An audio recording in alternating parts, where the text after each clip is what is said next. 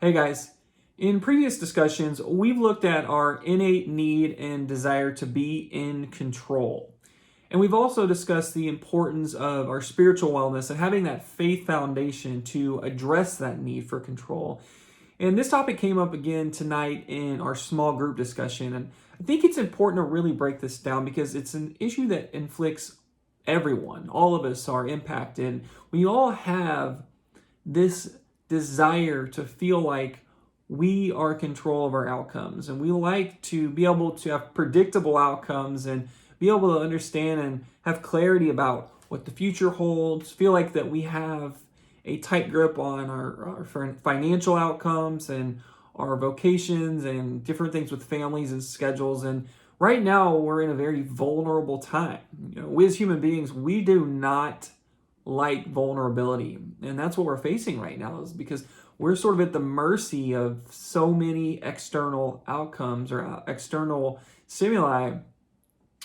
So what that's causing us to do is we really have to step back and focus on right now those few things that we do have control over. And oftentimes we tend to consume ourselves with everything over here that's outside of our camp that we really don't have much bearing over the outcome of.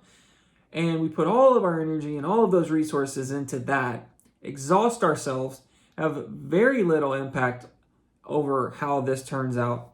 Meanwhile, over here, those things in our day-to-day lives that we can be controlling, such as our physical fitness or what we put in our bodies, our sleep habits, or simple things like our personal budgets and what we're doing with the money we have, or serving the clients that we do still have, rather than concerning ourselves with those that maybe we've lost, or how we're going to manage in the future, or how are we going to acquire more money. We're not thinking about, well, what can we manage what we've already got? We lose sight of what remains within our control and what resources we still have.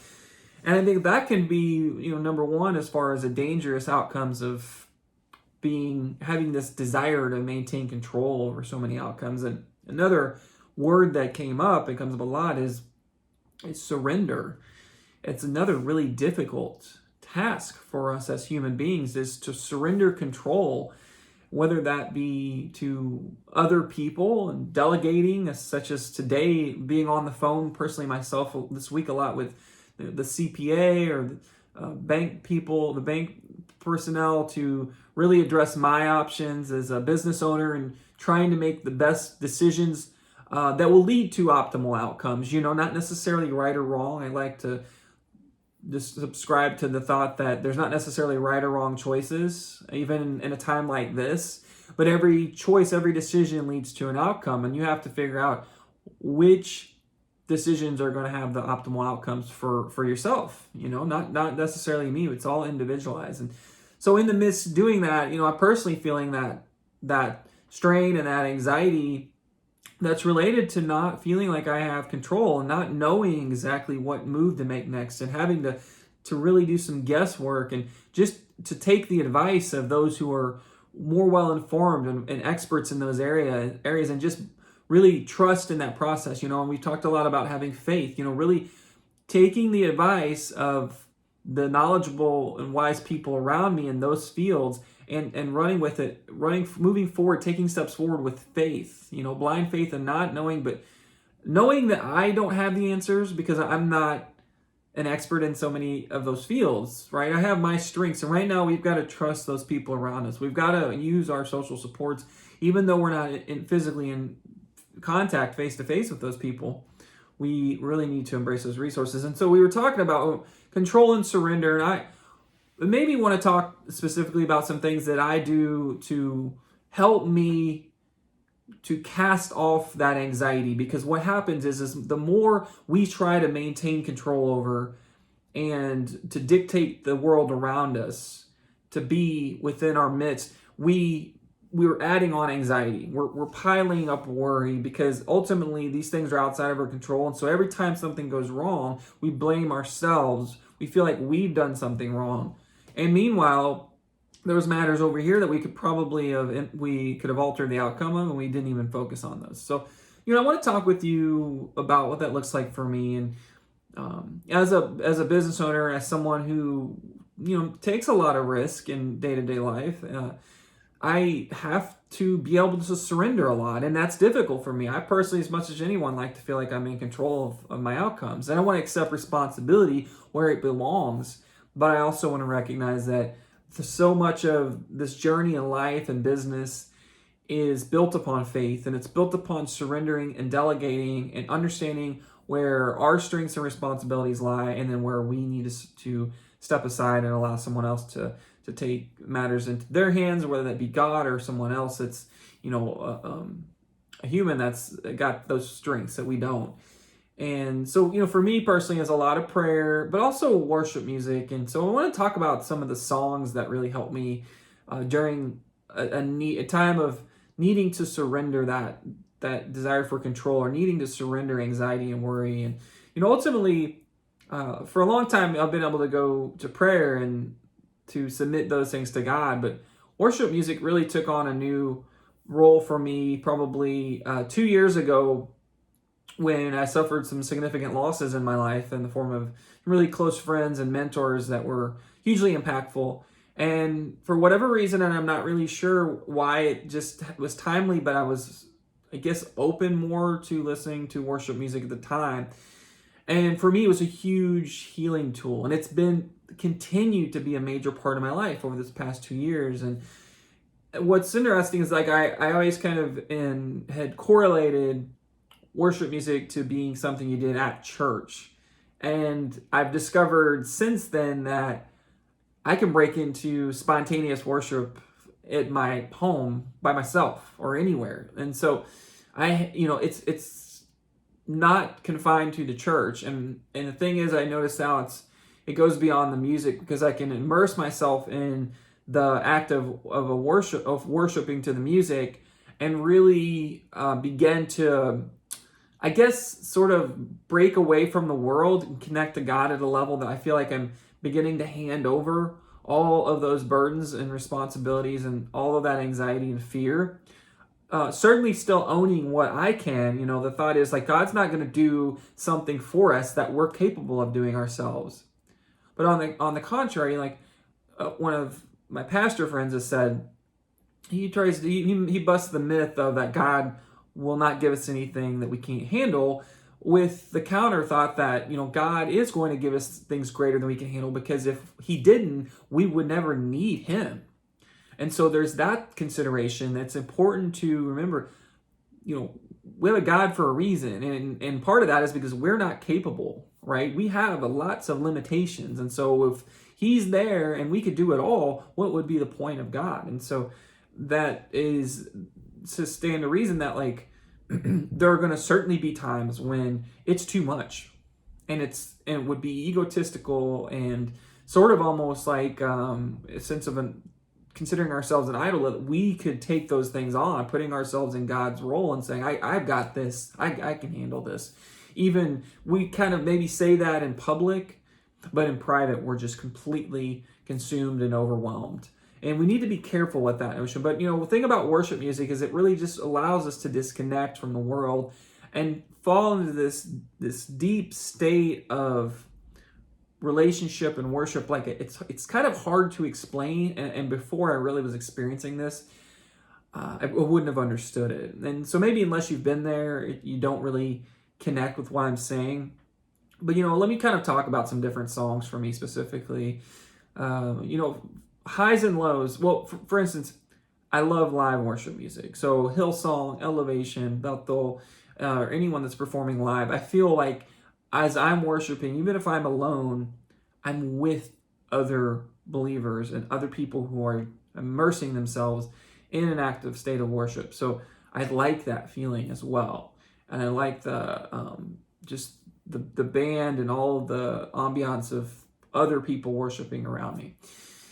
And then, as I mentioned, so Highs and Lows is a song. He'll perform a Hillsong Young and Free. I love that rendition. And that one in particular for me has been super helpful during times of doubt and fear and uncertainty of not knowing, like, making the right business choices, thinking about decisions I made, if it was right or wrong, starting to question things that were taking risk for gain. But now there's times when I wonder. So that one, it reminds me that God is there. despite the time, highest point of our lives, lowest bottoms, when we're in the valley or at the peak of the mountain.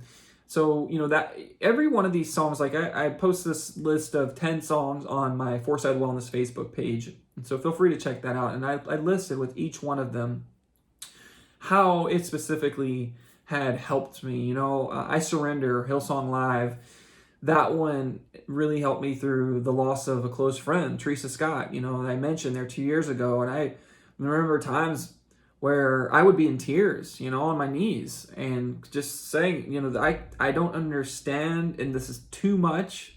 And I'm surrendering all of this. And I think that song kind of opened the door for me to start doing that on a regular basis, to just hold all of that anxiety and fear and doubt and sadness or whatever those negative emotions are, all these burdens of the world, and just to offer them out and just say, God, I can't do it. This is me offering these up in submission, surrendering.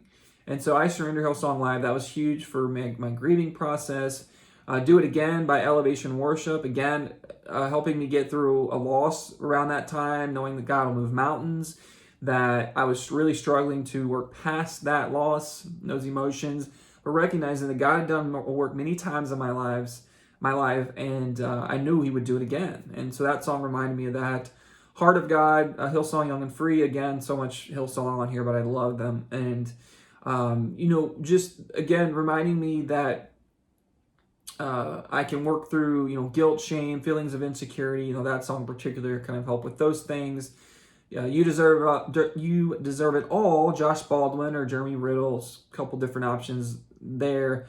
That one, it's kind of like surrendering the ego for me. It's just saying, this is not about me, and you deserve it all, God, and you're worthy, Jesus, and that takes that weight off again. Again, so many of these songs are about just taking that weight off, and I could just worship in deep active worship, and then I feel free of all these burdens. First Love, Hillsong. Waymaker is a really popular one, and that one just kind of reminds me of all the different roles that God serves in my life, and He's there. This is the capacity, and He's got my back, and He's got all sides, front, back, and He's there at my side as well. Came to My Rescue, Here's in Heaven. Those are a couple of them that when I was on sabbatical that I worshiped to a lot in isolation. Those really helped me through some troubling, deep thoughts that I was experiencing in the silence, and maybe not so much negative, but they were just difficult, confrontational thoughts that I was having to come to terms with because I was in a time of isolation and silence on sabbatical. And so, those songs came to my rescue, and Here's in Heaven. I remember just worshiping fervently to those in the mountains, in the cabin that I was at in the Rockies, With Everything, Hillsong United. That was another one last summer. Listen to a lot. And what I tend to do is I'll worship. I'll cling on to a song or two for a couple months, honestly, and I'll just get really intent into that and just worship deeply into that song. It means so much to me, and where it's this powerful movement in my heart and my spirit. So that's another one that helped me with overcome some fears about moving and transitioning life. That was a time I had decided to venture out as well into private practice, and so that one and highs and lows were big at that time because there was a lot of doubt, there was a lot of fear whether I was making the right choices. And so as I questioned myself, I was able to go to God and say, hey God, I felt like you were calling me to make these transitions in my life, and I'm counting on you to have my back. I'm following here. I'm following on this faith to say I felt like I made the right choices, and I was answering the call from God. And sometimes when we do that, and then things start to crumble around us, we begin to question, and we think, "Whoa, did I misread the signs? God, I thought you meant it was time. I thought you give me this sign. It was time to make this move, and now all of a sudden this is happening." And so the worship music and the prayer and the combination of those things are such a great way to just have that reassurance that God, I started walking forward. You shined a light down this path, and I started walking, and now it's starting to get dark, and I'm questioning whether I made the right moves. And say, God, remind me that this is where you led me, and that you're still here with me, and you're walking with me in the dark, and that I'm on the right path. And so because it's so easy to question ourselves and to doubt when things start to become uncertain, or like right now we have so much lack of clarity. We don't know. There's so many outcomes that are unpredictable. And so it's such a critical time right now to surrender and to humble our egos and say, I'm realizing right now there are so few things that I have control over, and I am just saying, oh, I can't do it. God, here you go. I'm handing it over. I'm going to make a list. There's these few things that I personally can do as a person, as a human being, and then outside of that, I'm realizing, God, I needed you maybe more than I understood before all of this, and now I get it. This is starting to make it clear for me. And as you are experiencing so much anxiety, fear, worry, whatever you want to label it as, or maybe sadness or depression about current situations, maybe you've lost your job or you've been laid off, you're just fearful of potential outcomes, you're worried about getting sick. There's all of that, so free yourself from that. Okay, so just take those burdens and pray about them, pray and surrender, but also you can surrender and worship, and that's something I've experienced too. Just find a worship song that resonates with you, that's deep and connecting, and just fall on your knees and surrender and pray and say, God, here it is. Please take it off my shoulders. It's too much for me to bear. The burden is too heavy, and I just can't do it. And that's an act of humility and faith that's difficult, but it's also very liberating. And so I think during this time, we have to be willing to do that. We have to put our ego aside and say, I'm willing to say I had less control over life than I realized, and here it is. I'm giving it up this time. I'm going to trust that God has got control over these things. I'm going to have faith in the outcomes. I'm going to pray. I'm going to focus on what I can change and impact. And beyond that, I'm going to let go.